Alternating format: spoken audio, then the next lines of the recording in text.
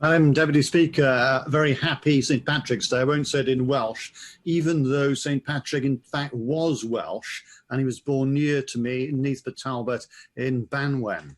Now, I've got a lot of sympathy, I've got to say, for this particular motion, partly because it doesn't mention independence. It does set out, of course, the predictable disaster that Brexit's been, which has been made so much worse by an appalling Tory deal. And I'm acutely aware of the strange irony that we've got nationalists against nationalism, both in the case of the SNP, who oppose Brexit and yet want to break up Britain. I suppose they'll be breaking up Scotland next. And of course, the Tory nationalists wanted to break away from the EU, not wanting to break away from Scotland. I'm an internationalist and want to see us together as one union and closer alignment with the EU, because the simple fact is that the budget confirms through the OBR that this appalling Brexit that's been negotiated is going to cut our economy by some 4%, which equates to about 1.4 million jobs lost, according to the Office of National Statistics. It will actually cost everybody in this country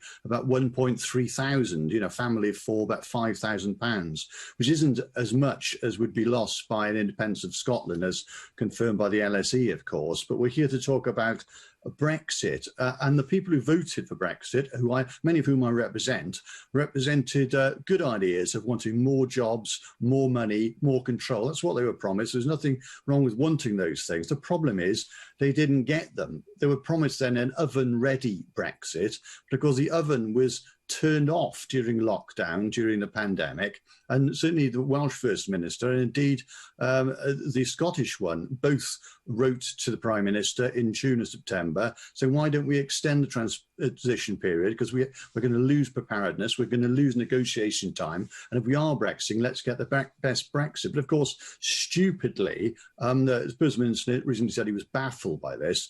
The government, the Prime Minister, decided, oh no, we'll go ahead, and look where we've ended up. Massive reductions in our exports. There'll be impairments to our imports from April. So instead, he delivered a sort of half-baked, half-filled sack on Christmas Eve with no services inside, despite the fact 42% of our exports are in fact services. So we've ended up, of course, just saying, oh, let's have more deals with TTPP. So the Japanese one is worth 1.6 billion when it would have been worth 2.6 billion through the EU. In summary, I'm a man who wants to see us four nations, closer alignment to the EU, and not for the government to hide the problems of Brexit through COVID. And incidentally, not to stop people marching if they do eventually want to resume membership by the awful bill banning protests yesterday. Let's stay together.